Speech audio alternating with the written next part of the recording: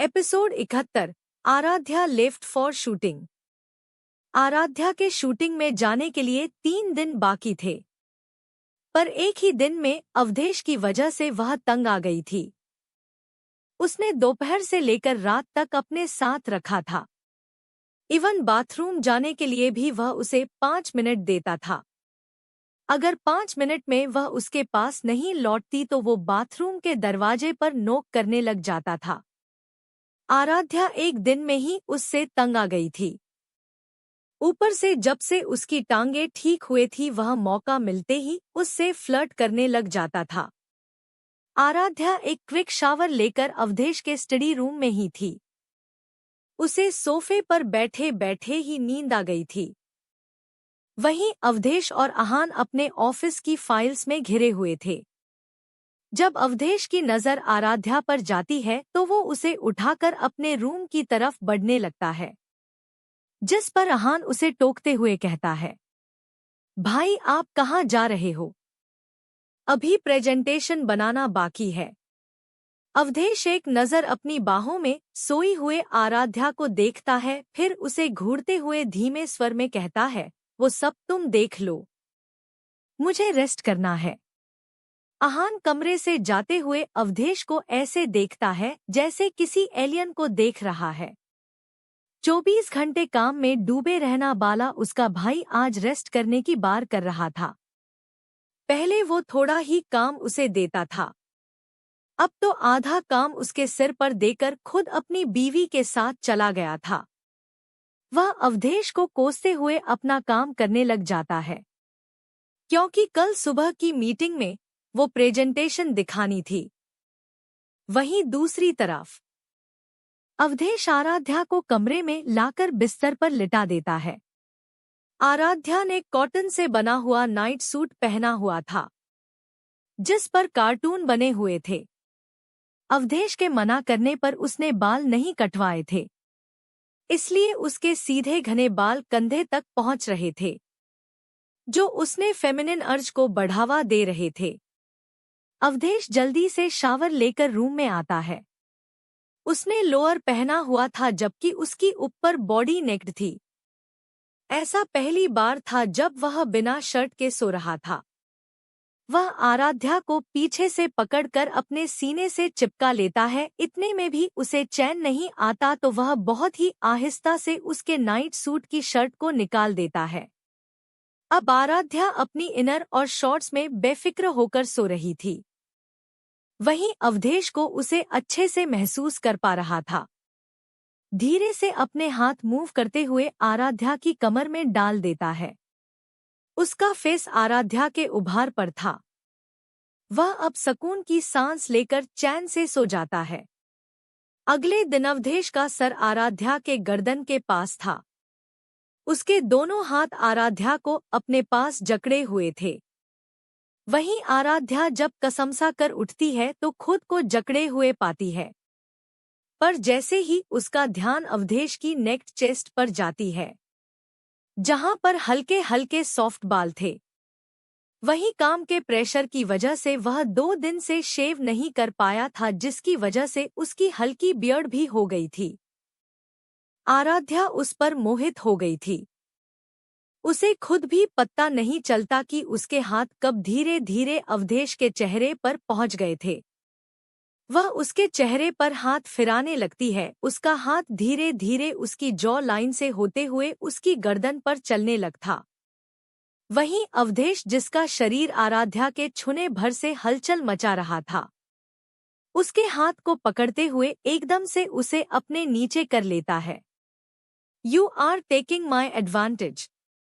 फिर उसके ईयरलॉब पर चूमते हुए कहता है, it's very bad habit sweetheart, let me punish you for this. कहकर वह उसके होंठों को अपने होंठों में ले लेता है। आराध्या, जो इतनी देर से उसे परेशान कर रही थी, इसे पीछे हटाने की कोशिश कर रही थी, पर अवधेश छोड़ने का नाम नहीं ले रहा था। तकरीबन 15 मिनट बाद वह उसके होंठों को छोड़ता है। आराध्या गहरी सांस लेने लगती है। उसका सीना ऊपर नीचे हो रहा था, तभी अवधेश उसके क्लीवेज पर अपने होंठ रख देता है, जिससे वह चिहुक उठती है। वह घूर कर अवधेश को देखने लगती है, जो उसे एक चिक्की स्माइल देकर एक बार फिर अपने होंठों को उसके सीने पर घुमाने लगा हुआ था। वह उसे आधे घंटे तक यूं ही परेशान करता है। आराध्या को आने वाले 2-3 दिन मुश्किल में लग रहे थे। आराध्या को अपने पास साफ तौर पर रखने के लिए वह रेडी होकर उनके पास पहुंचती है। वो सब एक साथ एंजॉय करते हुए आगे बढ़ने की सोच रखते हैं। वहीं आराध्या भी बाजार आ जाती है। आज भी अवधेश उसे ज्यादा देर के लिए अपने आंखों से ओझल नहीं होने देता है। इसी तरह आराध्या 3 दिन और काटती है और फिल्म क्रू को ज्वाइन करने की डेट आ जाती है। आराध्या ने अपनी पैकिंग कर ली थी। वह अवधेश से दूर जाने के नाम से बहुत खुश थी। दोपहर के समय उनकी फ्लाइट थी। पहाड़ी इलाका होने के कारण उनका होटल एयरपोर्ट से करीबन 4-5 घंटे की दूरी पर था, इसलिए वह टाइमली निकल जाते हैं। अवधेश और आहान आराध्या को एयरपोर्ट छोड़ते हैं। आराध्या एक्साइटेड थी, जो उसके चेहरे से दिख रहा था, वहीं दूसरी तरफ अवधेश का मुंह बना हुआ था। आराध्या एयरपोर्ट पहुंच जाती है, जहां जैनी और उसके साथ एक यंग लड़की उसका इंतजार कर रहे थे। Episode 72 party. अवधेश और आहान आराध्या को एयरपोर्ट छोड़ने आते हैं। आराध्या एक्साइटेड थी, जो उसके चेहरे से दिख रहा था, वहीं दूसरी तरफ अवधेश का मुंह बना हुआ था। तुम वहां जाने के लिए इतनी खुश हो रही है जैसे मैंने तुम्हें यहाँ कैद करके रखा था। मैं कहाँ खुश हूँ? मैं तो बस मनाली जाने के लिए एक्साइटेड हूँ। मैं वहां कभी नहीं गई हूँ। आराध्या अपनी स्माइल हाइड करते हुए कहती है। दिख रहा है तुम्हारे चेहरे से कितनी खुश हो। मेरी वार्निंग भूलना मत, लड़कों से दूरी बनाए रखना। अब तुम मानो या ना मानो मेरी बीवी हो, तो प्रॉब्लम से दूर रहना। बॉडीगार्ड तुम्हें छिपकर प्रोटेक्ट करेंगे। कुछ भी बात होगी तो मुझे फोन करोगी, चाहे रात के 2 ही क्यों नहीं बज रहे हो। अवधेश किसी पेरेंट्स की तरह उसे इंस्ट्रक्शन दे रहा था। वहीं आराध्या एक कान से सुनकर दूसरे से बाहर निकाल रही थी। मैं लेट हो रही हूँ, तो क्या अब मैं जाऊं? जब अवधेश का लेक्चर खत्म नहीं होता तो आराध्या उसे रोकते हुए कहती है, ठीक है, मैं तुम्हें बाहर छोड़ने आता हूँ। नहीं, कोई जरूरत नहीं है, मैं चली जाऊंगी। आराध्या उसका हाथ पकड़ते हुए रोक लेती है। वहीं अवधेश एक नज़र उसे देखता है, फिर बिना उसे कोई मौका दिए उसके होंठों को अपनी गिरफ्त में ले लेता है। आराध्या अपनी आंखें बड़ी बड़ी करके उसे देख रही थी। जिसकी आंखें बंद थी वह पैशनेट वे से उसके होंठों को चूम रहा था। वहीं उसे देखते हुए कब आराध्या की भी आंखें बंद हो जाती है। उसके होंठ भी अवधेश के होंठों पर मूवमेंट करने लगते हैं, जिसे महसूस कर अवधेश के चेहरे पर कुछ पल के लिए स्माइल आ जाती है। वहीं आहान, जो ड्राइविंग सीट पर बैठे हुए कब से उनकी बातें सुनकर बोर हो रहा था, जब स्मूच की आवाज सुनता है तो उसकी नजरें अनायास ही उन दोनों पर पड़ जाती है। वह जल्दी से डिवाइडर ऑन करके बुरा सा मुंह बनाकर बोलता है, ओह गॉड, हर बार मैं ही क्यों? और इन दोनों का खुद पर कोई कंट्रोल क्यों नहीं है? न जगह देखते हैं ना वक्त, जब देखो शुरू हो जाते हैं। वह उन दोनों को कोस रहा होता है, तभी उसके फोन पर विहान का फोन आने लगता है। हेलो, तुम लोग अभी तक आए क्यों नहीं हो? हम आ गए हैं, आहान मुंह बनाते हुए कहता है। कहाँ हो? तो मुझे तो सिली एयरपोर्ट पर नहीं दिखी। जैनी उसका वेट कर रहा है। जल्दी भेजो उसे, विहान जल्दी से कहता है। मैं कैसे भेज सकता हूँ उसे? वो तो भाई को किस कर रही है पिछले 10 मिनट से, आहान चिढ़ते हुए बताता है। तो तुम गाड़ी में क्या कर रहे हो? निकलो वहां से, कबाब में हड्डी। उन्होंने क्या पता आगे का पूरा प्रोसेस करना होगा। विहान डर्टी माइंडेड होकर कहता है। डैम यू विहान, तुम इतने डर्टी माइंड कैसे हो सकते हो? दोनों इतने दिनों के लिए अलग हो रहे हैं तो उन्हें एक दूसरे के साथ रहने दो ना। उल्टा बिग ब्रो तुमसे खुश हो जाएंगे। विहान उसे उकसाते हुए कहता है। आहान धीरे धीरे उसकी बातों से कन्विंस हो जाता है। जैसे ही वह कार का दरवाजा खोलने को होता है तभी उसे अवधेश की आवाज आती है, जो उसे डिवाइडर हटाने के लिए बोल रहा होता है। आराध्या गाड़ी से बाहर निकल चुकी थी। वो डिक्की से अपना लगेज निकाल चुकी थी। अवधेश की शरद आवाज उसके कानों में गूंजती है। ऑफिस नॉर्मल पैसेज से एंट्री करती है। उसे सामने जेनी और एक यंग लड़की खड़ी थी जिसकी उम्र आराध्या से कुछ साल ही ज्यादा थी। उस लड़की का नाम राखी था। आराध्या, कहाँ रह गई थी तुम? मैं कब से फोन लगा रहा था। तुम फोन क्यों नहीं उठा रही थी? जेनी सवालों की बारिश करते हुए कहता है। वही आराध्या शांत होकर उसे कहती है, मैं ट्रैफिक की वजह से लेट हो गई थी और मेरा फोन साइलेंट हो गया था, इसलिए फोन नहीं उठाया। वहीं उसकी बात सुनकर जेनी भी शांत हो जाता है। वह उस लड़की से आराध्या का परिचय करवाते हुए कहता है, ये राखी है, आज से तुम्हारी पर्सनल असिस्टेंट। आराध्या उससे हाथ मिलाते हुए अपना परिचय देती है। विहान सर चले गए क्या? नहीं, सब एक ही प्लेन से जा रहे हैं। उसकी टिकट बिजनेस क्लास है और हमारी इकोनॉमी। फिर आराध्या की तरफ देखते हुए, ये फिल्म मल्टी स्टारर है, तो अपने बिहेवियर का खास ख्याल रखना, अपने सीनियर को रिस्पेक्ट करना और बेवजह की कंट्रोवर्सी से खुद को दूर रखना। स्टाफ से लेकर वहां काम करने वाले लोगों के साथ तुम्हारा व्यवहार अच्छा होना चाहिए। कई बार वो लोग बहुत काम में आते हैं। तुम अभी इस इंडस्ट्री में नई आई हो तो रयूमर तो फैलेंगे, इसलिए हो सके तो इनमें मत इन्वॉल्व होना। ये तुम्हारी इमेज को खराब कर सकते हैं। और सबसे जरूरी बात, विहान से दूर रहना। जेनी किसी एक्सपर्ट की तरह उसे हर बात डिटेल में बता रहा था कि उसके ऐसा करने के क्या परिणाम हो सकते हैं। वहीं आराध्या उसकी हाँ में हाँ मिला रही थी। तभी राखी कहती है, पर ब्रो, विहान सर के साथ नाम जुड़ने से तो मेम फेमस ही होंगी ना। जेनी उसका सवाल सुनकर मुंह बना लेता है। तभी आराध्या कहती है, ऐसा इसलिए कि मैं इंटरनेट की वजह से फेमस हुए हूँ। अगर मेरा नाम विहान से जुड़ेगा तो लोग कहेंगे कि मैं उसका यूज कर रही हूँ। वो लोग मेरे टैलेंट या मुझे कभी इम्पोर्टेंस नहीं देंगे। वहीं जेनी भी उसकी बात से सहमत होते हुए कहता है, विहान की रेपुटेशन एक प्ले बॉय की है। वह शर्ट्स की तरह लड़कियां बदलता है। जितना तुम उससे दूर रहोगी उतना ही अच्छा है। शाम के समय वह सब भुंतर हवाई अड्डे पर उतरते हैं।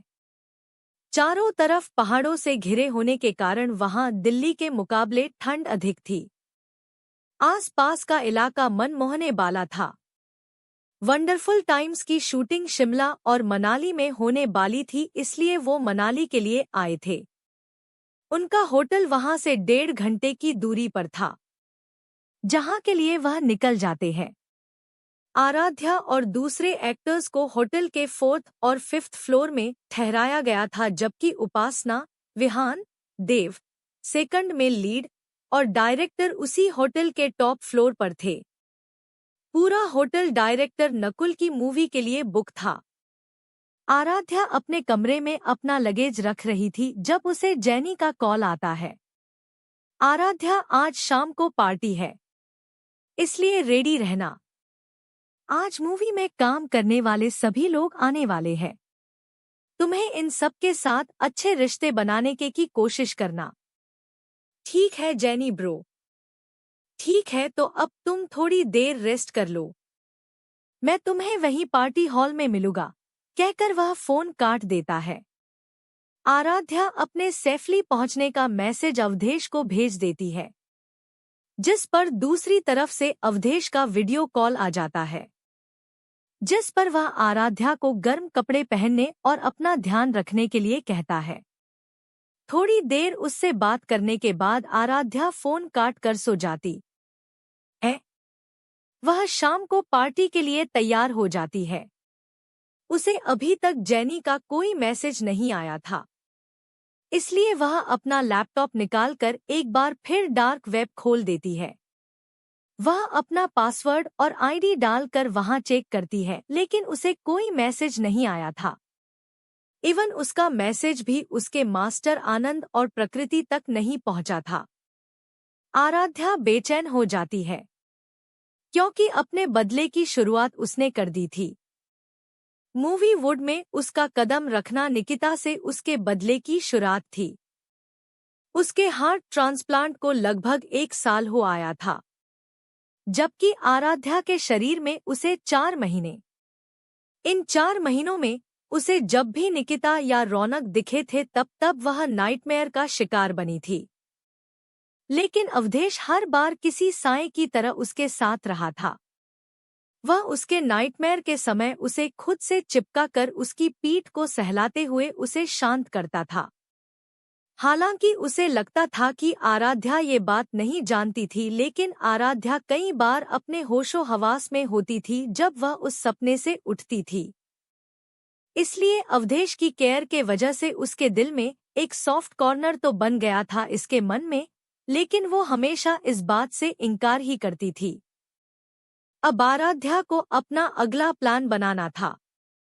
वह अपने टैलेंट के दम पर निकिता को तो पछाड़ सकती थी, लेकिन रौनक, उसका क्या?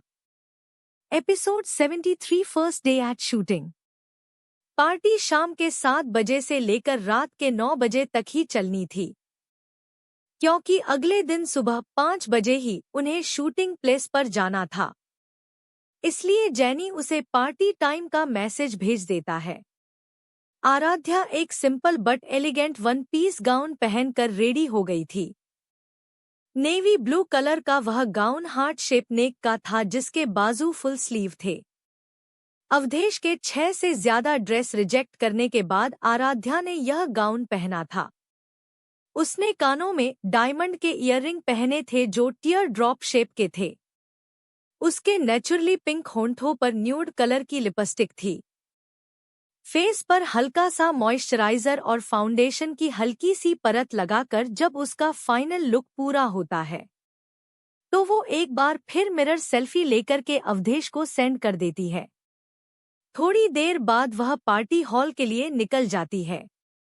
यह एक 5 स्टार होटल था जो व्यास रिवर के तट से कुछ दूरी पर बना हुआ था। यहाँ से रिवर और पहाड़ के व्यूज बहुत अच्छे थे।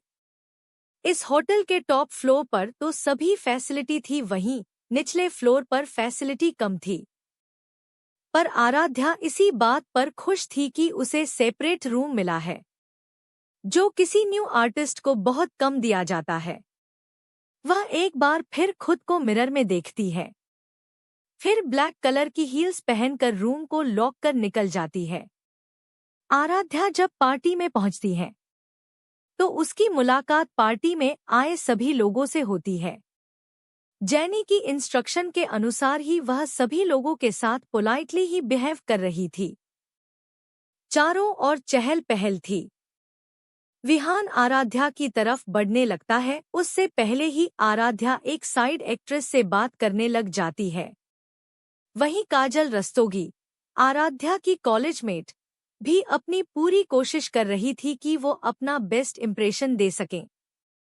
वह फिल्म के प्रोड्यूसर, जिसके साथ उसकी डील हुई थी, और फिल्म के एग्जीक्यूटिव डायरेक्टर और डायरेक्टर के साथ खड़ी हुई थी। सामने से देखने में ऐसा लग रहा था कि वह वहां सबसे ज्यादा इम्पोर्टेंट है, लेकिन असल में वो सिर्फ वहां खड़ी ही थी। वो तीनों आपस में ही बात कर रहे थे। वहीं वो प्रोड्यूसर स्पेशली उसके लिए ही वहां आया था। वह उसे वहां से जाने का इशारा करता है ताकि किसी को भी उस पर शक न हो। बेचारा शादीशुदा जो था। काजल वहां से जाकर उपासना के पास जाती है। वह उसे स्माइल करते हुए ग्रीट करती है, जिस पर उपासना भी उसे उसी तरह ग्रीट करती है। वह उसकी तारीफ करने लग जाती है, जिस पर उपासना की स्माइल बड़ी हो जाती है। अब अपनी तारीफ सुनना किसे पसंद नहीं होता है। वहीं आराध्या देव, सेकंड मेल स्टार, से बात कर रही थी। वो दोनों किसी बात पर हंस रहे थे जब विहान उसके पास आता है। उसके हाथ में एक वाइन का गिलास था, वहीं आराध्या के हाथ में फ्रूट वाइन थी जिसे उसने सिर्फ पकड़ कर रखा हुआ था। A man, how are you? Dev Vihaan के गले लगते हुए कहता है, आई एम फाइन मैन, क्या तुम आदि से मिले? She is such a cutie. उसकी बात सुनकर विहान अपनी आईब्रो उठाते हुए आराध्या से कहता है, आदि? ओह हाँ, इसका नाम आराध्या है। मैंने इसे निक नेम दिया है। How is it? देव खुश होकर उसे बताता है। तुम्हें पता है ये किस एजेंसी से है? विहान इस बार देव से ही सवाल करता है। यूं तो दोनों विहान और देव अच्छे दोस्त थे, पर देव कनाडा से सीधा यहाँ लौटा था, उसे आराध्या के बारे में कुछ पता नहीं था। इसलिए विहान उससे पूछता है, नहीं, क्यों? She is my company artist. She is new in this field and maintain some distance from her man. Vihaan उसे मजाक में कहता है। वहीं आराध्या, जो देव की तारीफ की वजह से अनकंफर्टेबल फील कर रही थी, उन दोनों को एक्सक्यूज करके वहां से निकल जाती है। वहीं विहान उसे इस फिल्म के ऑडिशन में हुए ड्रामा को बताने में लग जाता है। आराध्या वहां से खाना खाने के लिए जा ही रही होती है जब उसका सामना काजल से होता है, जिसके साथ उपासना भी फूड काउंटर की तरफ ही बढ़ रही थी। वह उन दोनों को एक स्माइल देकर ग्रीट करती है, जिसका जवाब उपासना स्माइल से तो काजल मुंह बनाते हुए देती है, वह तुम्हारे कॉलेज से ही है ना? एल बहुत खूबसूरत है। उपासना उनसे कुछ दूर खड़ी आराध्या को ऊपर से नीचे देखकर कहती है, हम्मम, मेरी कंपटीशन थी कॉलेज में। एक कंपटीशन जीतने के बाद हवा में उड़ रही है एंड इसकी खूबसूरती की वजह से पीएस एंटरटेनमेंट कंपनी ने भी इसे हाथों हाथ ले लिया। काजल की बातों से उसके मन में आराध्या के लिए जलन साफ तौर पर महसूस हो रही थी, जिसे देखकर उपासना के चेहरे पर एक एविल स्मिर्क आ जाती है, जिसे वह जल्दी से अपने चेहरे के सॉफ्ट एक्सप्रेशन और जेंटल स्माइल से ढक लेती है। आराध्या एक टेबल पर बैठी हुए अपना खाना खा रही थी जब विहान अपनी प्लेट लिए वहां आ जाता है। हम्मम, आदि नाइस नेम, वह एक तंदूरी पनीर का पीस मुंह में डालते हुए कहता है। ही इज जस्ट टॉकिंग, और तुम तो उसके दोस्त हो, तो तुम्हें तो पता है वो तुम्हारी तरह फ्लर्ट हो। तो क्या तुम अपने भाई को बताने वाले हो इस बारे में? आराध्या चम्मच घुमाते हुए उससे पूछती है। मेरे भाई की नजरें हर वक्त तुम पर रहती है। मैं छुपा भी लूंगा तो भी उन्हें पता चल ही जाएगा। इसलिए माय डियर सिली, एक ही एडवाइस दूंगा, देव से दूरी बनाकर रखना। वो बुरा इंसान नहीं है, पर मेरा भाई बिल्कुल अच्छा इंसान नहीं है। वो देव को मार मार के कचूमर बना देगा। हम्मम, जब वो तुम दोनों भाइयों को नहीं बखसता है तो देव क्या चीज है? आराध्या पानी पीते हुए कहती है। उसकी बात सुनकर विहान दंग रह जाता है। एक तो वो इस लड़की की मदद कर रहा था, उल्टा ये लड़की उसी को ताने मार रही थी। वह उसको कुछ कहता उससे पहले ही आराध्या उसे गुड नाइट विश करके वहां से निकल जाती है। अगला दिन आराध्या चैन की नींद सो रही थी जब 4 बजे ही उसके फोन की घंटी बजने लगती है। वह नींद में ही फोन उठाती है। दूसरी तरफ से अवधेश की आवाज आती है, जो उसे जल्दी उठने के लिए कहता है। आधी रात को क्यों जगा रहे हो तुम मुझे? रात नहीं है, सुबह हो रही है। उठकर फ्रेश हो जाओ। सुबह 5 बजे पहुंचना है तुम्हें वहां। तुम्हारे लिए कॉफी आती ही होगी। अवधेश अभी कह ही रहा था जब उसका डोर नॉक होने लगता है। अपनी कॉफी लो और उस लड़के से दूरी बनाकर रखना। It's my final warning. कहते हुए अवधेश की आवाज शरद हो जाती है। वहीं उसकी आवाज में धमकी महसूस होते ही आराध्या उसकी हाँ में हाँ मिलाते हुए कहती है, ठीक है, मैं सबसे दूरी बनाकर रखूंगी। काम के अलावा उससे कोई सरोकार नहीं रखूंगी। आता धुआं मुंह बनाते हुए कहती है। दैट्स गुड फॉर यू कहकर अवधेश फोन काट देता है। अजीब इंसान है, पहले केयर दिखाता है फिर धमकी देता है, कहकर आराध्या दरवाजा खोलता है जहां पर एक मिडिल एज वुमन एक कॉफी का मग लिए खड़ी हुई थी। आराध्या उससे कप लेकर उसको थैंक यू कहकर दरवाजा बंद कर देती है। सुबह मनाली का मौसम ठंड भरा था। शूटिंग क्रू पहले ही सेट तैयार कर चुका था। शूटिंग मुंबई शहर से दूर थी तो मीडिया का अटेंशन भी इतना ज्यादा इस पर नहीं था। शूटिंग उनके होटल से आधे घंटे की दूरी पर थी जहां पर पहली बार आराध्या यानी कि रिया मेहरा की मुलाकात प्रिया, उपासना और कार्तिक, विहान से होती है। इस समय आराध्या अपने माफिया वाले लुक में होती है। डायरेक्टर के टेक 1 2 3 स्टार्ट कहते ही स्ट्रीट पर किसी की एंट्री होती है। उस इंसान ने एक ब्लैक कलर को हुडी पहनी हुई थी। उसके चेहरे पर मास्क लगा हुआ था, जिसकी वजह से सिर्फ उसकी आंखें ही दिखाई दे रही थी।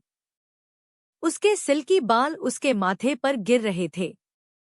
हाथों में ब्लैक ग्लव्स और पाँव में भारी मिलिट्री शूज थे। वह इंसान आगे बढ़ रहा था। जैसे ही वो स्ट्रीट खत्म होती है तो उसे सामने एक पार्क नजर आता है, जिसमें कुछ लोग दौड़ रहे होते हैं। कुछ मॉर्निंग वॉक पर आए हैं। तभी उसकी नजर अपने सामने आते हुए शख्स पर पड़ती है, जिसे देखकर उसकी भावहीन आंखें इमोशन से भर जाती है। वह इंसान एकटक उसे देखने लगता है। तभी कुछ ऐसा होता है जिसे देखकर उसकी प्यार से भरी आंखें में नफरत के भाव आ जाते हैं।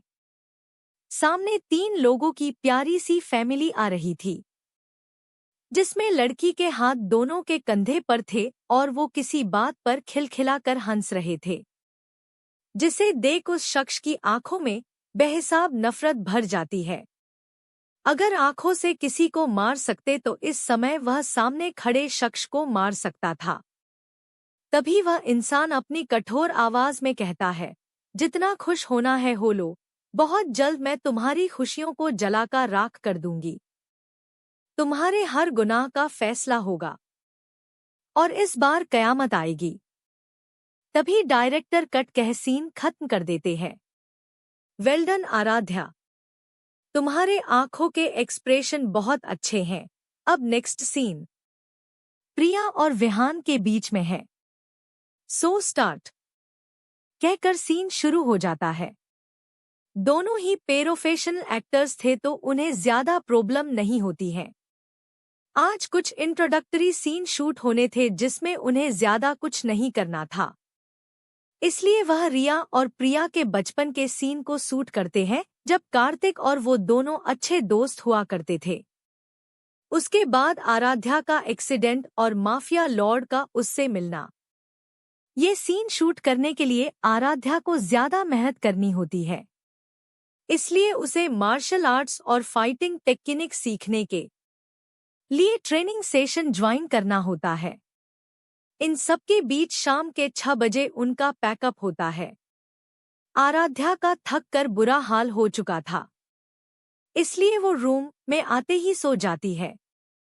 वहीं दूसरी तरफ आराध्या के जाने के बाद अवधेश पूरी तरह बदल गया था।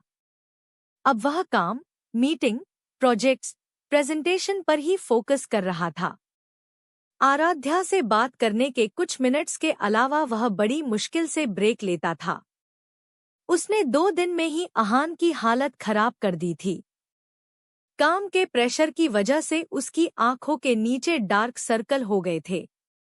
वह ग्रुप में कंप्लेन करते हुए लिखता है, मैंने सोचा था आराध्या के जाने के बाद मेरा मॉन्स्टर भाई सारा काम खुद संभालेगा, पर यहाँ उसने तो सारा काम ही दोगुना कर दिया है मेरे सिर पर।